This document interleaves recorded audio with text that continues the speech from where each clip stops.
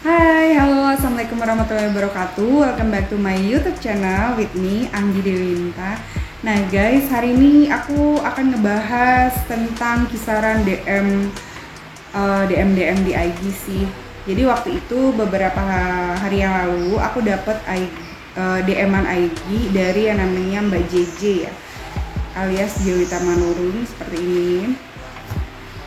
Nah di situ Mbak JJ ini pengen yang namanya aku untuk buat konten-konten yang ya berhubungan dengan tesis, judul tesis gitu. Nah mungkin aku akan mencoba membantu karena bukan Mbak JJ aja sih yang merasakan, waktu itu juga Mas Ari juga ya dengan komentar seperti ini. Terus udah gitu ada lagi yang namanya Mbak siapa ya, Mbak Nadifa DM aku juga di IG, kalau nggak salah sih itu bulan Maret ya, seperti ini DM-annya. Jadi aku di sini memutuskan untuk membahas tips kali ya buat teman-teman yang lagi mengajukan tesisnya untuk ya tetap keep fight lah. Mudah-mudahan bahasan judul aku ini menginspirasi kalian sih untuk yang namanya mengajukan tesis, dan mudah-mudahan bisa diterima ya berdasarkan pengalaman aku ya selama aku menjalani skripsi dan juga tesis S1 dan juga S2 gitu. Pastinya itu aku punya pengalaman-pengalaman tertentu. Nanti aku akan sharing ke kalian ya, oke? Nah, the first kita akan ngebahas tentang tipsnya dulu ya gitu. Nah, aku mau ngasih tahu ke kalian tipsnya dulu deh gitu. Nah, tips untuk mengajukan tesis itu kalian menurutku kalian harus mencari judul-judul tesis yang tidak pasaran gitu. Misalnya judul tesisnya itu jarang ada yang ngebahas gitu. Terus udah kayak gitu, yang selanjutnya kalian harus mencari dasar-dasar atau peraturan-peraturan hukum yang terbaru gitu. Nah, aku punya saran sih ke kalian gitu. Aturan hukum yang paling baru dan yang menurutku yang paling bisa kita jadikan judul tesis itu adalah aturan pemerintah untuk menetapkan persyaratan BPJS Kesehatan sebagai syarat utama dalam peralihan hak, yaitu peralihan hak jual beli. Nah, dasar hukumnya seperti ini ya, kurang lebih. Nah, seperti itu dasar hukumnya. Dan menurutku kalau seandainya pemerintah sudah menetapkan itu kan memang aturannya mungkin untuk kebaikan. Tetapi kita sebagai praktisi hukum juga kan pasti ada kendala-kendala gitu. Nah, di situ mungkin kalian akan bisa membahas, mengangkat judul dengan efektivitas peraturan pemerintah tentang peralihan hak jual beli gitu, yang menggunakan kartu BPJS, yang maksudnya menggunakan BPJS gitu. Kalian bisa menggunakan keefektivitasannya ya.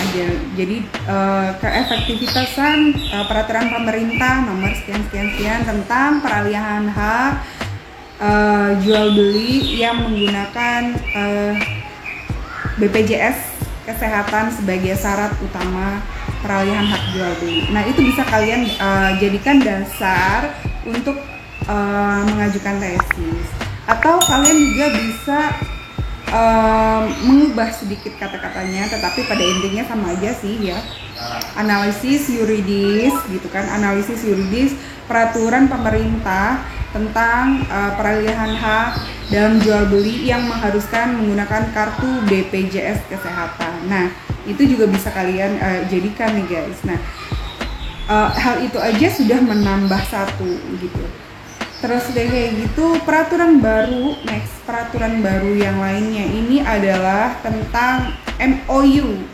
Kalau kalian MOU ini dan juga Polri ya, kalau kalian menonton vlog aku sebelumnya, judulnya ini kalian bisa yang namanya mengambil kesimpulan bahwa di situ tuh ada peraturan baru yang bisa dijadikan bahan untuk tesis kalian sendiri gitu. Jadi karena itu baru, bener-bener baru, kalian bisa angkat rumusan masalahnya, kalian bisa penelitiannya bisa ke Polri atau Poltabes, terus udah gitu kalian juga bisa wawancara notaris, bagaimana sih prosesnya sebenarnya yang kayak apa gitu kan. Ya seperti itu aja sih, jadi dasar acuan gitu kan.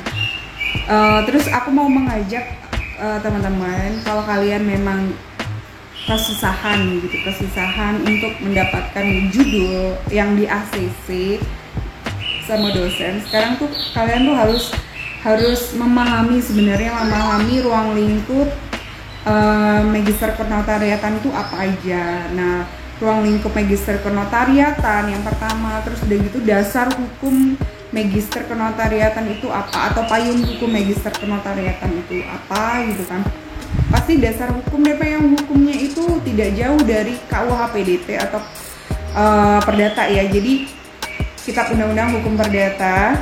Jadi kita harus hafal banget gitu apa aja itu yang ada di dalamnya, misalnya perjanjian, misalnya waris, misalnya hibah. Kalian bisa deh angkat itu menjadi tema gitu. Jadi ya diperluas aja gitu pengetahuan kita tentang apa sih dasar hukumnya dan juga payung hukumnya. And next tips dari aku gitu, jadi kalian itu kan mengajukan judul atau tesis gitu kan, kalian bisa yang namanya buat proposal atau judul tesis itu 1, 2, 3, 4, 5 gitu, jangan terlalu banyak, maksimal 5 gitulah ya, atau 3 aja gitu, dengan rumusan masalah yang sudah kalian ketik, terus kalian ajukan ke dosen kayak gitu.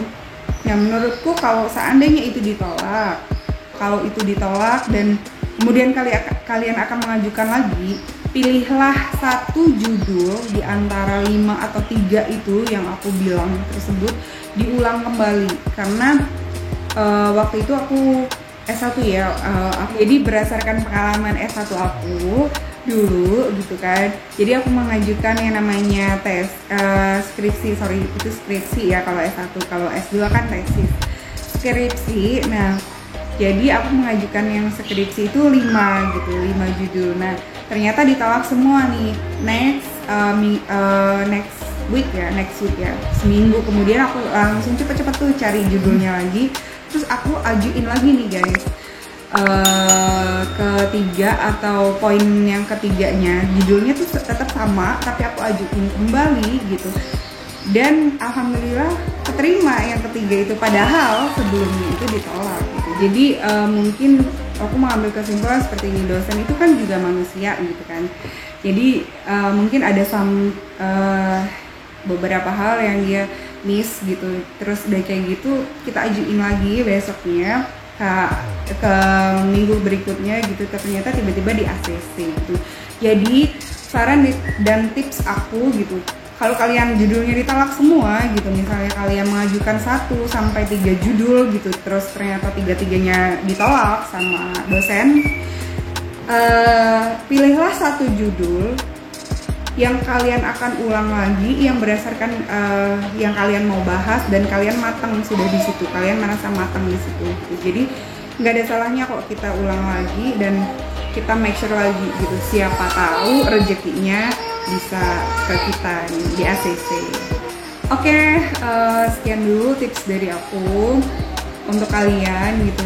Jadi aku nggak bisa ngasih judul yang banyak-banyak nih untuk kalian gitu, karena mungkin aku juga kurang memahami scope dan ruang lingkup magister kenotariatan yang luas itu seperti apa gitu. Cuman mungkin kalian bisa cari tahu sendiri payung hukum yang paling dasar di magister kenotariatan itu apa, terus udah gitu ruang lingkup yang kalian bisa ambil itu apa. Ya kalian gali sendiri, mudah-mudahan itu bisa menginspirasi kalian untuk mengangkat judul tesis. Aku tahu sih ini mungkin nggak mudah buat beberapa orang, tapi so keep fight, karena ini memang udah jadi pilihan kita, jadi ya nggak ada kata mundur kan. Mudah-mudahan selalu semangat, dan yang penting jangan lupa like, comment, and subscribe-nya ya teman-teman. Bantu aku untuk mengembangkan channel ini, mudah-mudahan bisa bermanfaat dan menginspirasi banyak orang untuk mengembangkan konten-konten edukasi kalian ya. Oke, makasih. See you my next vlog and my video.